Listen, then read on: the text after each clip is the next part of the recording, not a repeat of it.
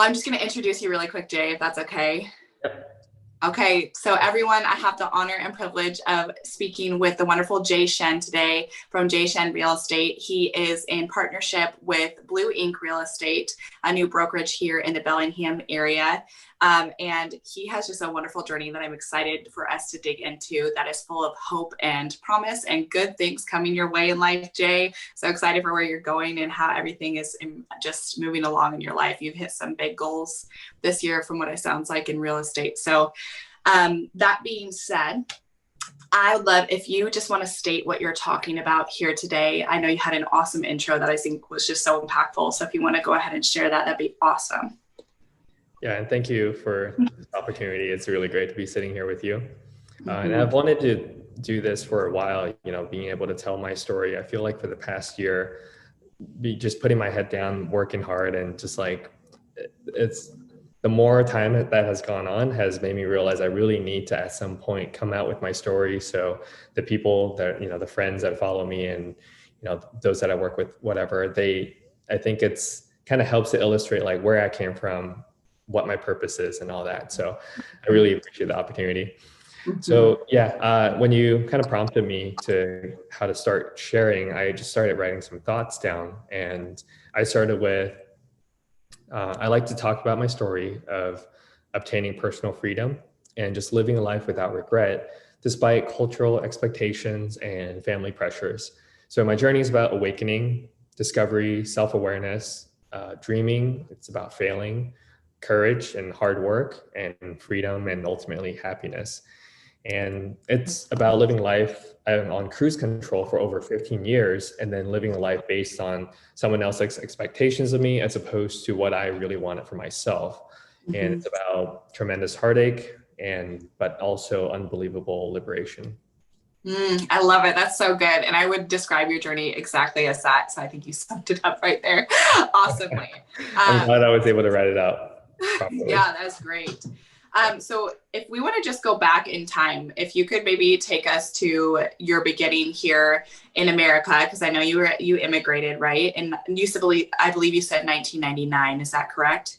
Yes. Okay. So maybe if you could just start there and then take us up to now. Share the story. Okay, I'll try. So like I told you, I wrote down a bunch of stuff, and really I'm going to try to not look at it because I want to focus on just kind of retelling as best as I can, but there's a lot of stuff in there. But the reason I want to start back in 1999 was I think it's important to give the whole story context, not just the turning point or not just the struggle. And there's a lot, or not even just the good parts, especially not just the good parts. So I think to go back to 1999, it'll kind of illustrate where I came from. And, we're a small family, unit 4. We immigrated here, based on my dad he's already been, living in America for quite some time before he went back to Taiwan. I met my mother there. So, before 1999, just before, he was like, hey, let's go back to America. I'll take you guys there and we'll, basically live out the American dream. We found this place, Bellingham, we're going to go check it out, and let's just take off and go. So the four of us, I was 10 years old, didn't speak any English back then. So we landed in the town of Bellingham. There was really nothing going on here at the time, in my opinion. And that's really when our journey started here. And it was about, my parents at the time, my dad, we really didn't have that much to our name. So we lived in apartments, the Sunset Pond apartments, for 3 years. I was going to middle school. And by the time I was going to high school, my dad said, hey, the only thing that I really know how to do super well is run a trading company and to run a business. I'm a business person. So why don't I just start up my old career and then I'll start a new business. So then that's when, our company was born. They ended up starting an import and wholesale business. We imported a bunch of figurines and statues and like cool collectibles from overseas and sold them here to stores. And so I was going to high school, and by the time I went to college, I had helped out in the family business here and there, but I do want to say that the business was a really great, it was the vessel in which our family was able to pull ourselves up out of, I wouldn't say poverty, but we were living really quite frugally, and we didn't have much, but it was what allowed us to become middle America and really live in that middle class and do well for ourselves. So by the time I went off to college, I really had a lot going for me. My parents were paying for my college, and I think the idea throughout my entire college career was that like by the time I finished, I would come back and continue to help and to be officially employed. So that was what happened. When I graduated, I actually wanted to. The first thought of that freedom came into my head, and I wanted to get a sales job, and that was the big first conflict because my parents were like, hey, we told you that you'll come back and you'll help us. Why work for someone else when we've got this cushy job ready for you with a decent salary? Why work for someone else when you can work for yourself, aka your family? It just didn't make any sense for them. And we poured our heart and energy and resources into grooming you into be this successor and help. And now you're saying you want to work for someone else. So that theme I want to illustrate because that kind of talk basically permeated my life for the next 10 years. It was that kind of, we gave you so much and it's your duty to then, respond and pay back what you're obligated to. And for those of you that know, like being in an Asian family, like being the kid of an Asian parent, especially the eldest son, you get thousands of years of Asian, like China, from Taiwan, but Chinese, Taiwanese culture expectations on your shoulders. You're expected to carry on. If you have a family business, you're expected to carry it on, family legacy, like all that. And especially, I think, coupled with the family business, which meant so much to my parents, I think it made it even that much harder, it solidified that even more, that concept that I had to do this for them even more. And they were very attached to that thought. So I did. I went back and I was basically, that was 2010. I went back and started working for them. And that relationship, I think, really struggled from that point on because, I learned how to work really hard. I learned how to run a business and I learned a lot of things about what it means to be an entrepreneur. But at the same time, I think, working with your family is not an easy thing. You have your work life and you have your personal life, right? Well, then as you work for your family, like that kind of goes away unless you set really clear boundaries. So that's exactly what happened. At first it would be like, the work life will permeate into the personal life. They would start talking about or judging my personal life during work or vice versa, or lecturing me, for something that's totally irrelevant to my work performance during work. And there was a lot of just abrasions and arguments that would happen. Over time, though, I really think that's what kind of, I started to develop mechanisms that would protect myself from stuff like this.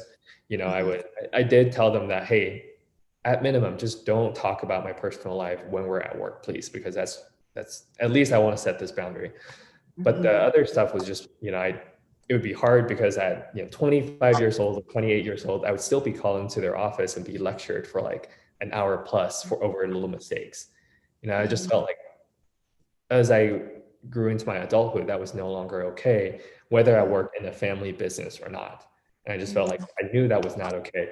So my mechanisms of dealing with my family would always be, just staying silent.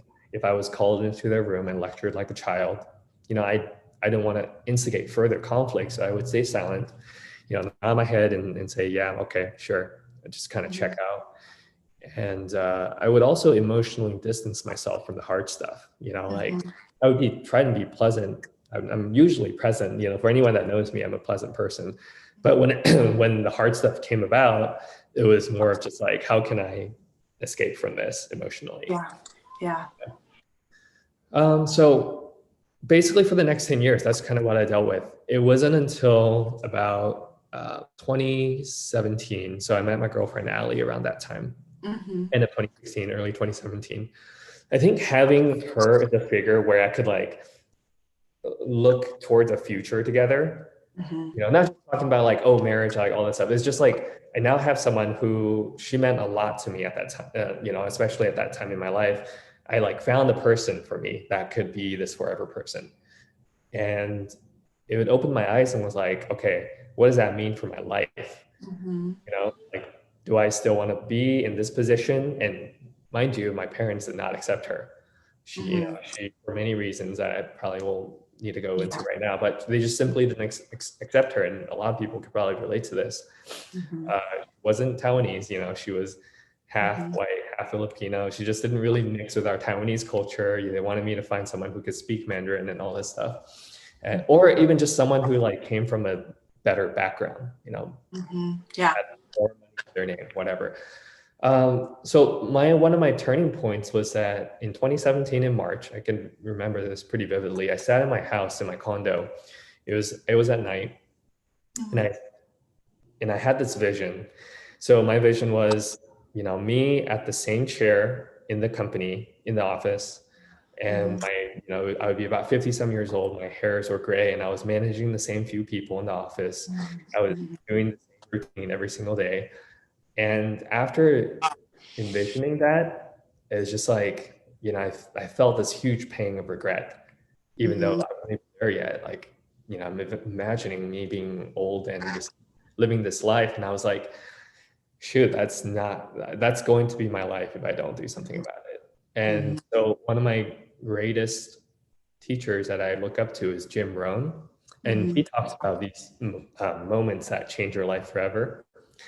And so, you know, his was at 25 years old, pennies to his name. He one time lied to a Girl Scout who was trying to sell him Girl Scout cookies.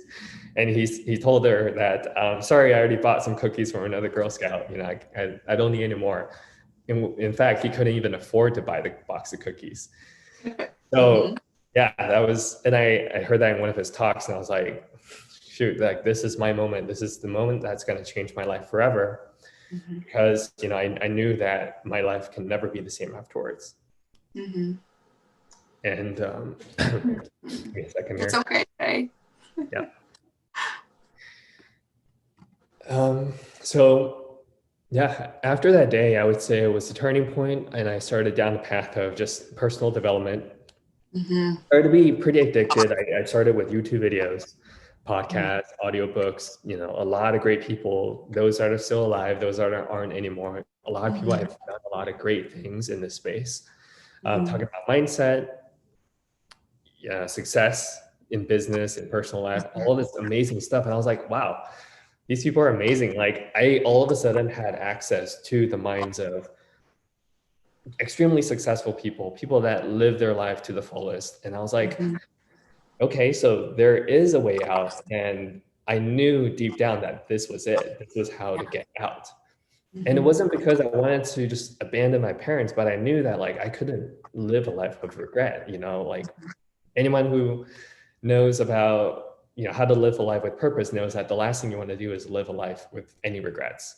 Yes. So I made that my mantra of, like, no matter what I do, as long as I live true to myself, and I am not going to die with regrets. If I will ask myself, you know, when I at my deathbed, I'll be like, did I do that, and was it true to myself? So I started down a path of personal development, started listening to all this material, and it got me thinking, like, well, how am I going to get out of this situation?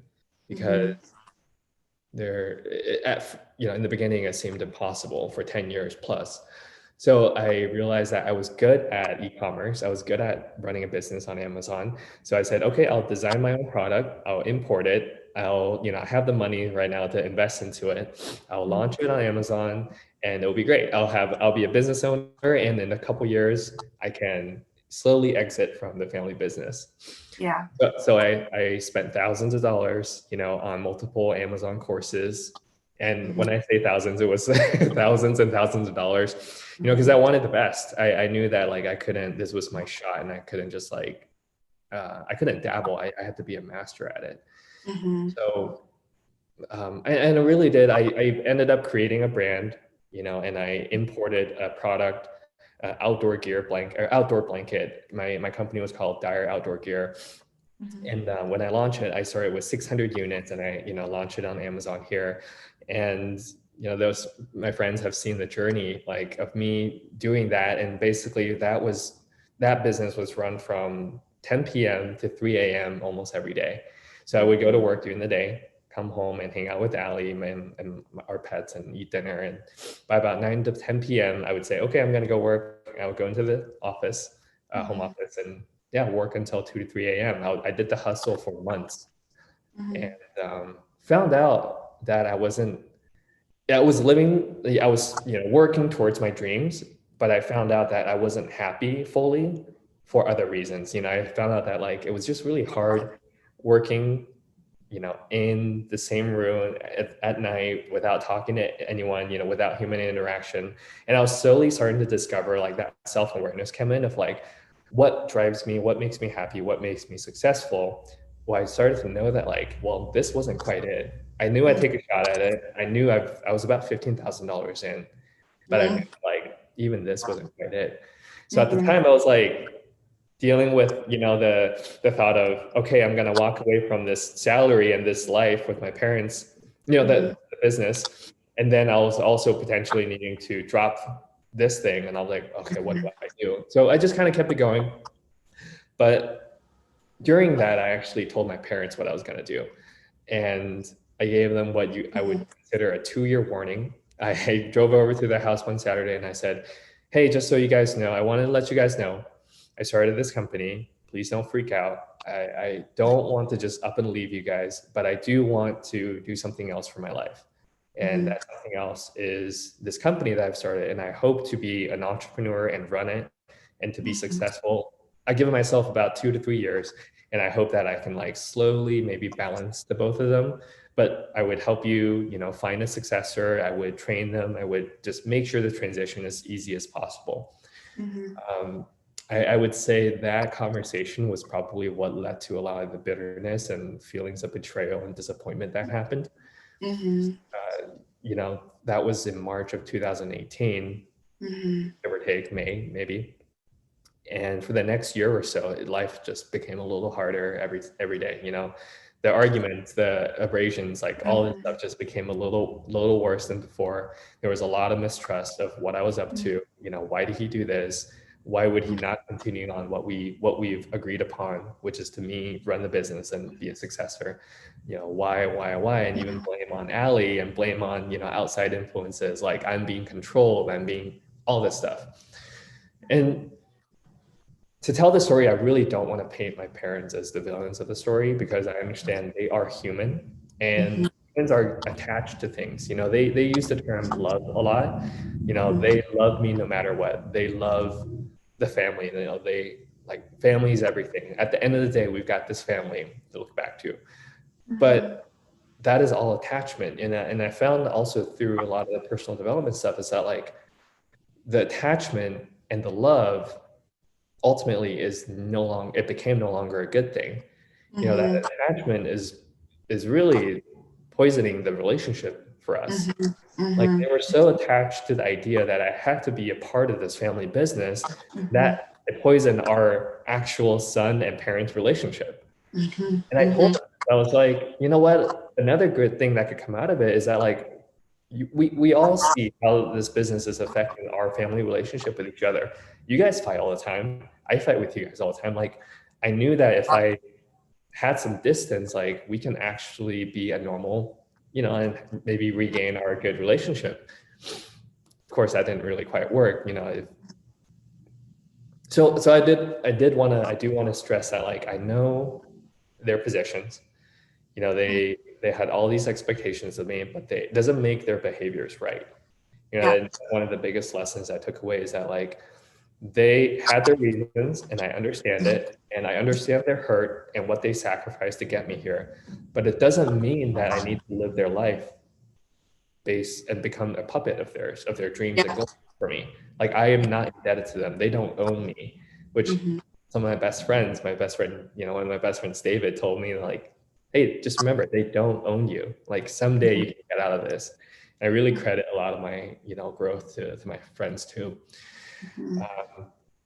So I think the biggest turning point then, which I'll pretty much getting to, is in 2019, about middle of 2019. So just a short year ago, this kind of bitterness and just the worsening of our relationship finally came to a head, and it exploded one day.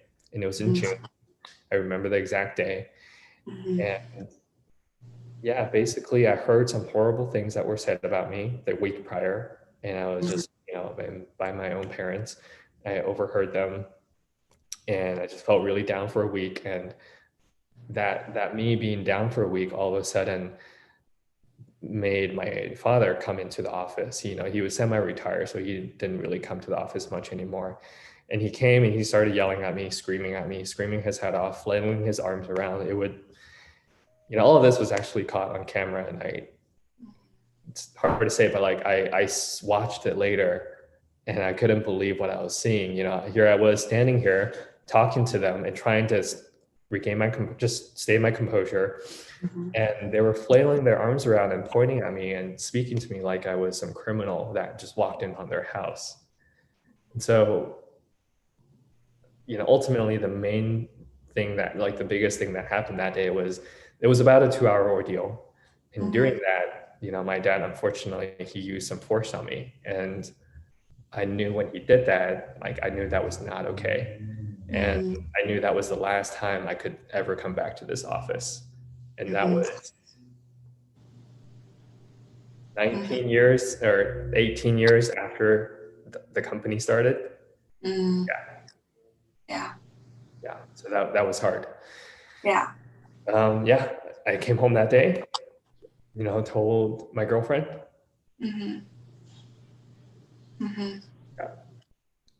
It's okay, Jay. Thank you for sharing all this with me. I appreciate it. I think that took a lot of courage, because it feels like that whole relationship was just not healthy with all the circumstances going on. And from the looks of it, it's been the best decision for you. Am I reading that correctly? Yeah.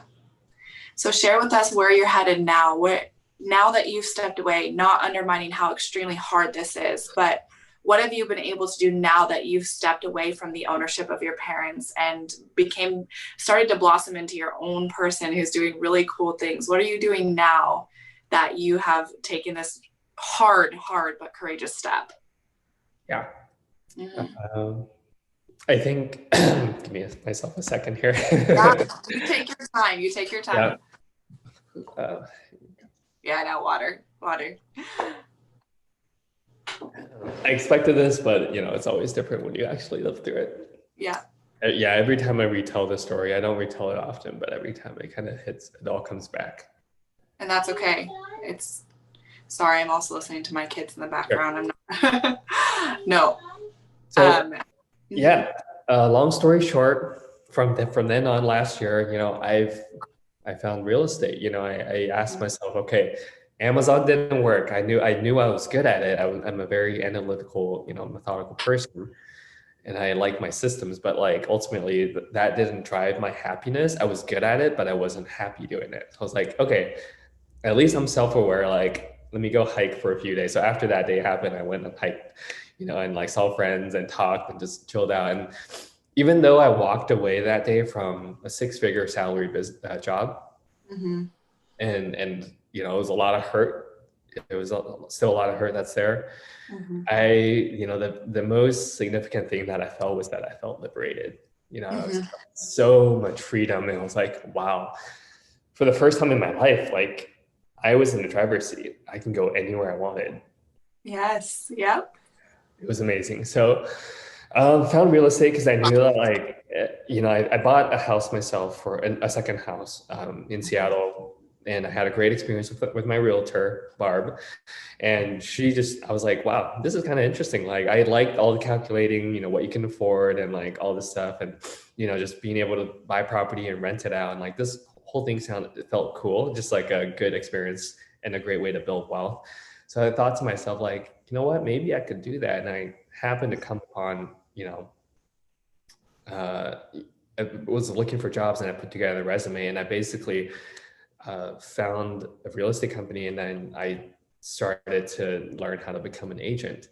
And after every single second that I dived into real estate, I was like, this is it. This is me.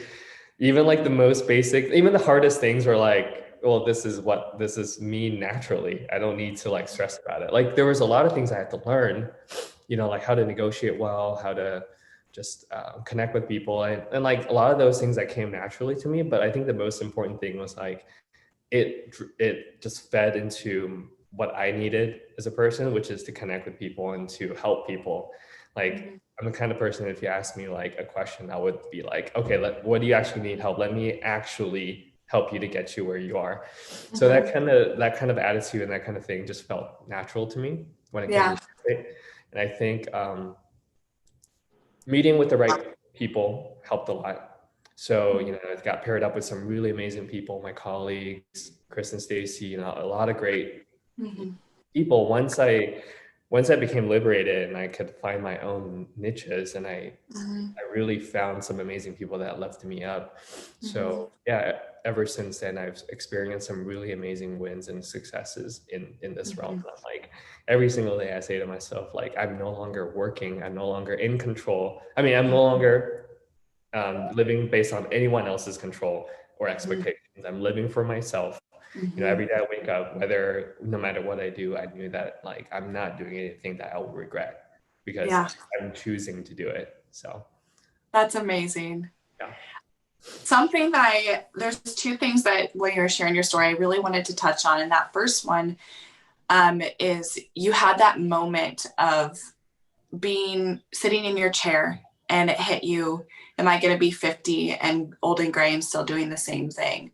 What did that feel like? What in that moment, imagine yourself still being 50 and you saying that was kind of your moment where you knew that you had to do something else. What did that moment feel like when you were envisioning yourself at 50 years old? Like, what was the feeling of your gut? Just like disgust or just despair? Like you couldn't imagine it? What did that feel like? Despair and regret and hopelessness. I remember really vividly. It was just that hopelessness. I didn't know how to get out of it. Yeah. And do you feel like that by envisioning that and really sitting in that moved you to start taking the steps you needed to a different direction in your life? Yeah, absolutely. I was like, I came to grips with my own mortality at that time. I was 50 years old. How many more years would I have from that point on? Almost, I know it's never too late to change your life, but like I would be sacrificing decades of my life to get to that point and then try to change it. That would be too late for me. So I said, like, I had to change my life now. Like I can no longer live the life that I've been living before. So it really was a turning point.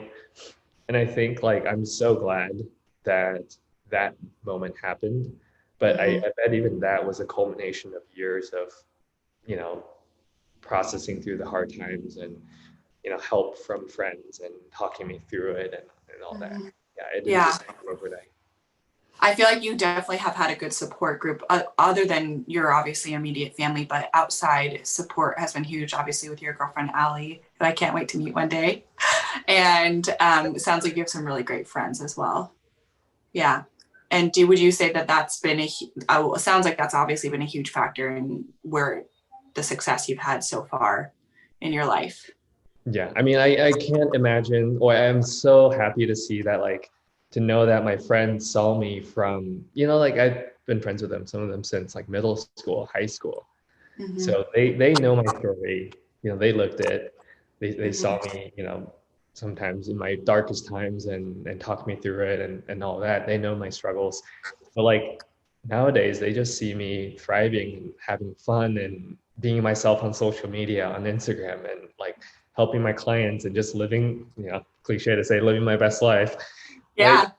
And that gives me so much joy because like I go and see, my friends, and especially David. I just saw him, and every single time we reminisce on like where I was before and just all the amazing things that's happened since I made the decisions. And I'd say absolutely no regrets of anything that I did. It was a really hard thing, and like sure, it sucks to not have a great relationship with your family, but like at what cost, Yeah, I agree. Something you touched on was your defense mechanisms when there was conflict, especially with your father, it sounds like, or just when you were getting lectured. while working for the company. And something I'm curious about is a lot of times we carry over our protective mechanisms into our relationships if we haven't healed them. Has that been a struggle with you in your current like relationships or friendships of when there is a conflict, do you tend to shut down, or are you in choosing to kind of embrace that and where's that at for you? Are you still struggling with that, or Yeah. I'm not? Yeah. Mm-hmm. I'm definitely still struggling with that, and I'm aware of it. And my girlfriend helps me through it. If we have an argument, I do tend to shut down and not voice out what I'm displeased with. And she's really good about asking the right questions to get me to talk when I shut down. So that's been better. I believe that's been better. Yeah, and it's something we both know, and we both actively work towards it. So yeah, definitely you're right on the money there. Like it is a mechanism that I've learned over the years. It was my self-defense mechanism. Yeah, I know I'm thankful you touched on it, because we all have stuff that we come into adult relationships with from our childhood. I'm curious, a question that comes to mind is, what would you tell someone who's maybe in a relationship where someone who has that type of defense mechanism, where there's, they want to dig into the conflict or talk about something, but the defense goes up? How can someone better approach someone who has that same defense that you have? Like, how has Allie been able to approach you to get you to open up and become aware to this? Well, yeah, I think those two sides to that question.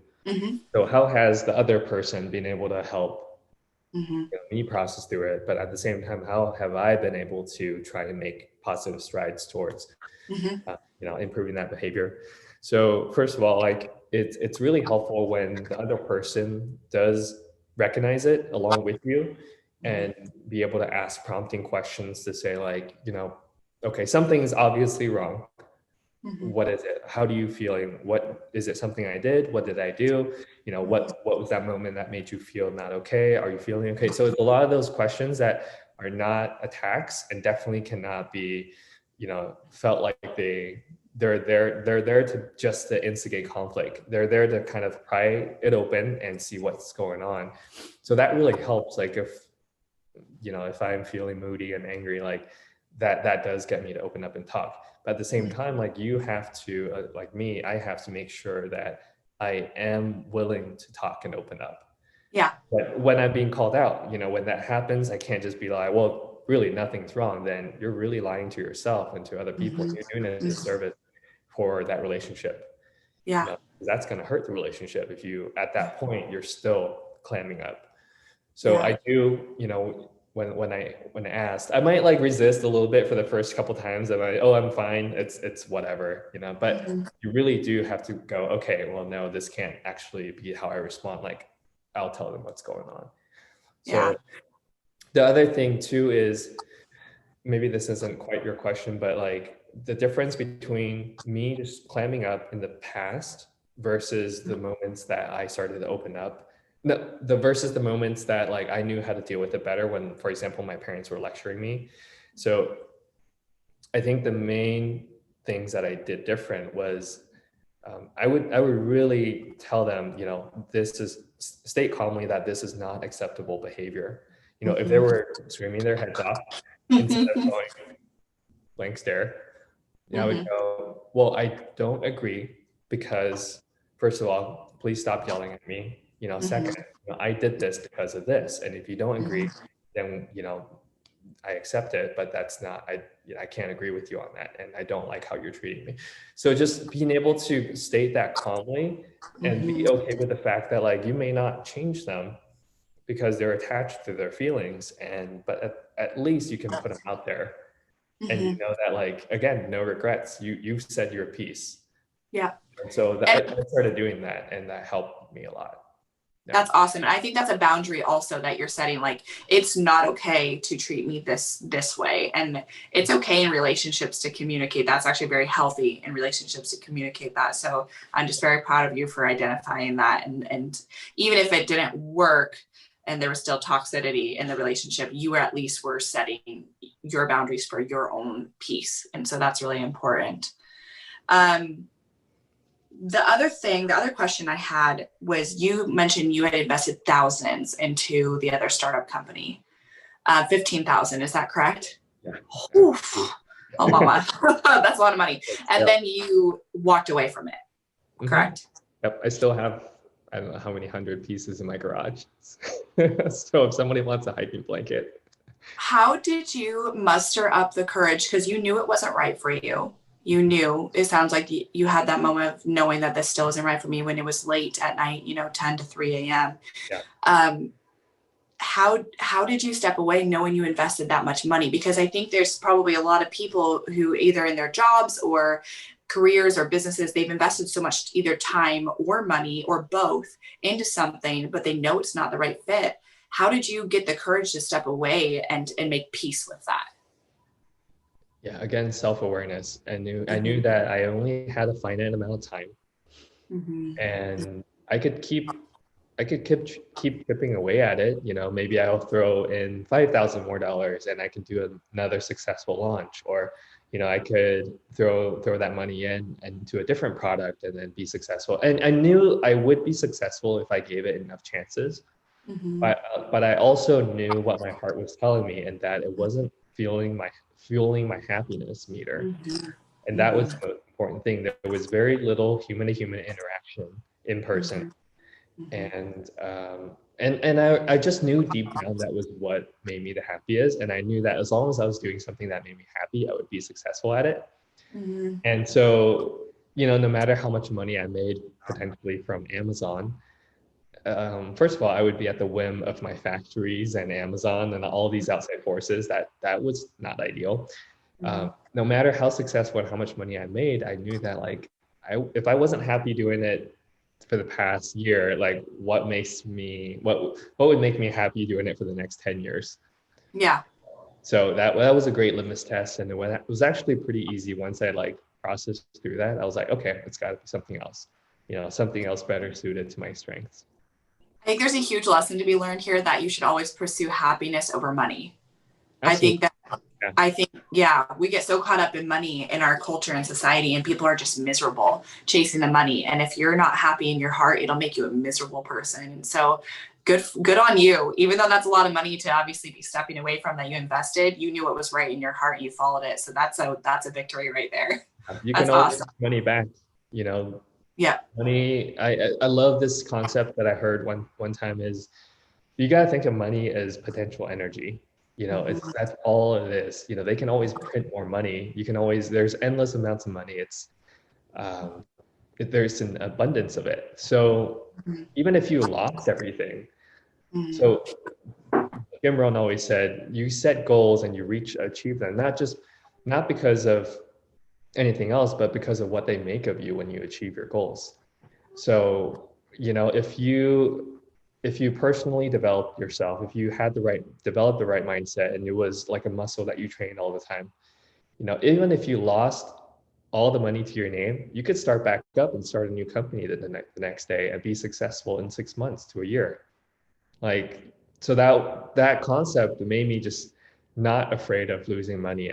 Today, if you took away all my money, honestly, it would suck, but I'd be like, so what? Let me go back into real estate and do another deal, or let me go start a company. Or it's like you become not attached to that money anymore. And that I love, that really freed me from, the concept of money.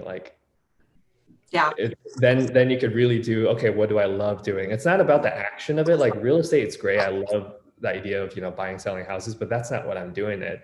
The reason I'm doing it is, being able to help people and be a part of their important life decision and their trust in me. And I could be the expert. And I love that, I'm the go-to expert for them. And if I get it done, I'm like, heck yeah, I'm kind of a badass.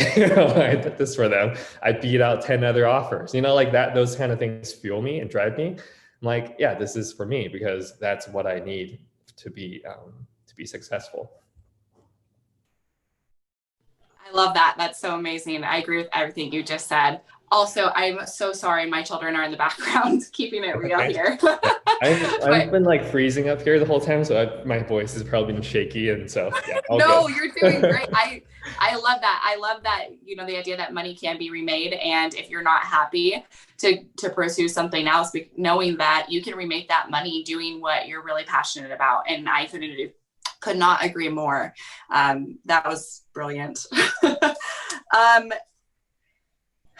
There's a couple more things that I just want to touch on. I think that you've done a phenomenal job answering all my questions, and I think this is really going to make such a big impact. I'm really proud of you. You touched on having very strict Asian parents, and I know that there's probably a stereotype around this. I know in movies we've talked about this a little bit, you know, like there's kind of this idea that Asian parents are super strict, but this is a real thing. And so you would love to you mentioned to me the first time we met that you would love to maybe give some hope or encouragement to other people who are going through that same thing. So what's one thing you would tell someone who is also dealing with, it doesn't have to be strict Asian parents, but just strict parents in general who are kind of like to take ownership of your life? What's one thing you would tell them to give them hope that they can, you know, still go on to live their own life outside of their parents' kind of rule? Yeah, I guess the first piece of advice I would give is, you know, do that exercise where I did. I sit down, be by yourself, and envision your life doing what you're currently doing, and you know what your current way of life is, and imagine it project it for the next 20, 30 years. Yeah. And think to yourself, is that making you happy? Like, are you fully, truly happy doing that? And you know, maybe it's about the relationship, how your relationships currently work. You know, are you happy having that relationship work this way for the next 30 years? Yeah. And if you're not, and if you're filled with regret like I am, then just know that like the moment you decide to change is going to be the hardest part. Mm-hmm. Everything else kind of falls into place. And Mm-hmm. you decide to change and you take the little steps towards it. You know, every single day you're doing something that's going towards that change. I think once you once you truly decide in your heart, it's not even that hard. Like, you know, you're not going to go back to it. If you really decide, you're going to walk towards it. So I think just don't think that what you're currently going through is going to be forever, because I did for a long time. And I would talk to my friends and be like, I don't know how I'm ever going to get out of this business, or how I'm ever going to do anything for myself. And yeah, I thought about that for the longest time. I thought of like that. And it wasn't until personal development that I realized I don't have to think like that. I can change life, you know, my life, and live a life by design instead of by default. And so, yeah, that's so good. Sorry. Yeah, that hit me hard. Live a life by design, not by default. That's good. mm-hmm. Yeah. Yeah. So just know that like your life, you're here for a short time. Don't be on the deathbed. Don't be 70 years old and be filled with regret. That's going to be the hardest thing to ever live with. Yeah. I could not agree more. One more question for you, Jay. Sure. Is, what do you tell yourself every day to get up and keep going along this path of, you know, this liberation path that you've been on? That's a good question. I think every single day I know that like I'm living happily, and I'm working with amazing people, and that I'm doing great things in my field, and that I have a lot more to accomplish, a lot more to achieve, and I have goals in my head, you know, of what the next year, 3 years, 5 years is going to be like. And I know that like every single day I get up and I can look myself, you know, in the mirror and go, you know, I am doing the right thing. I'm on the right path. And as long as I can live like that, I can live in the moment and not worry about the future. You know, not worry about the past, the future. I'm happy with where I am, and I can keep going. So that's every single day. Like I can feel that I'm doing what I'm supposed to be doing, you know. So it's more based off of a feeling. You trust that gut feeling in your heart, knowing that you're still on the right path. I'm a very gut feelings person. So yeah, even for real estate, like a lot of times it's just like I coach my clients, what does your gut say? Yeah. Yeah, there's no amount of numbers and calculations that can help you make a decision. I'm here to help you, guide you through this decision, but like, what does your gut say? And yeah, it helps me in my life. And I know that like usually people go, oh, okay, now I know how to work through this now. Yeah. Yeah. I just trust my gut. If my gut feels like I'm doing the right thing, if I'm with the right people, then I just trust it. That's so great. I agree. I'm a gut person too. Instincts, trust the instincts. Wow. I can't wait to rewatch this. I'm already thinking about rewatching it because I feel like you just dropped so many gold bombs. I'm glad it worked out. Yeah, thank you so much for sharing. And also thanks for just being vulnerable and opening up. I know that takes courage on camera. And I really appreciate everything that you shared and the fact that you were willing to do this with me. So thank you so much, Jay.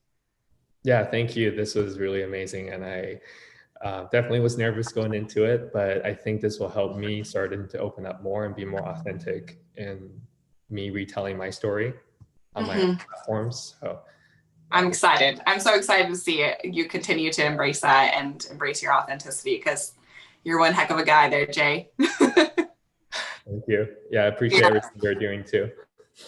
Of course. All right. Well, I'm going to go ahead and tend to my children because they're being crazies outside. So we will go ahead and I'll talk to you later. Okay. Good night, Bye. Lacey.